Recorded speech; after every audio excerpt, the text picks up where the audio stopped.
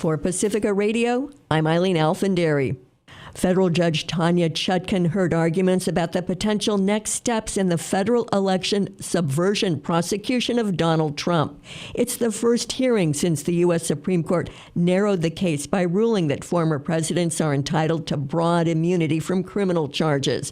Prosecutors and defense lawyers submitted dueling proposals before today's hearing. Special counsel Jack Smith's team said it could be ready at any time to file a legal brief with its position on how to apply the justice's immunity opinion to the case.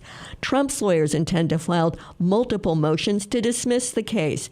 Chutkan will have to determine which of the acts alleged in the indictment can remain part of the case in light of the Supreme Court opinion giving presidents broad immunity. Neither side envisions a trial happening before the November election.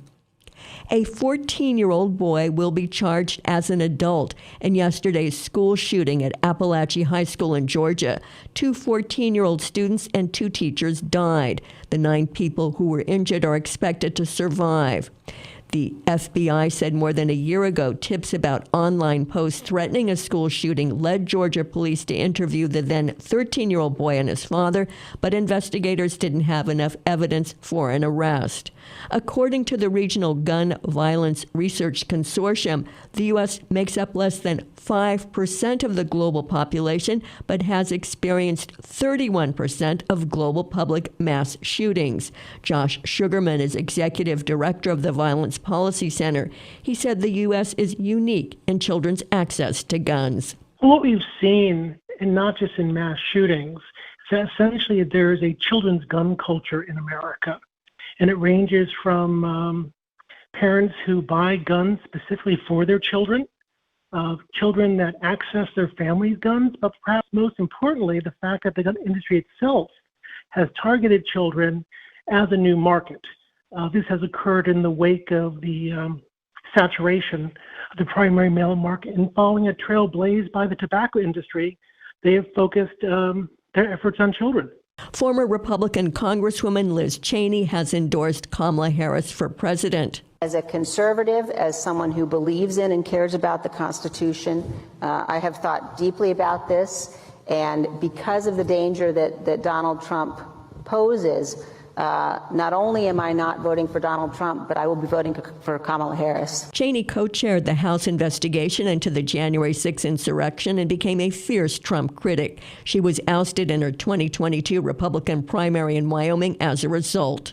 The United Nations Children's Agency says a polio vaccination campaign in Gaza reached 189,000 children, surpassing its target and providing a rare bright spot in nearly 11 months of war. UNICEF said more than 500 teams deployed across central Gaza this week, administering the vaccine to children under 10. UN agencies now hope to expand the campaign to the harder-hit south and north of the territory.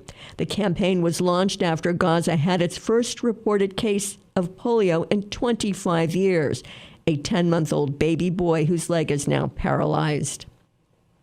A senior Biden administration official says Israel and Hamas are in agreement on 14 of the 18 paragraphs in the proposal meant to bridge gaps in ceasefire talks between the two sides.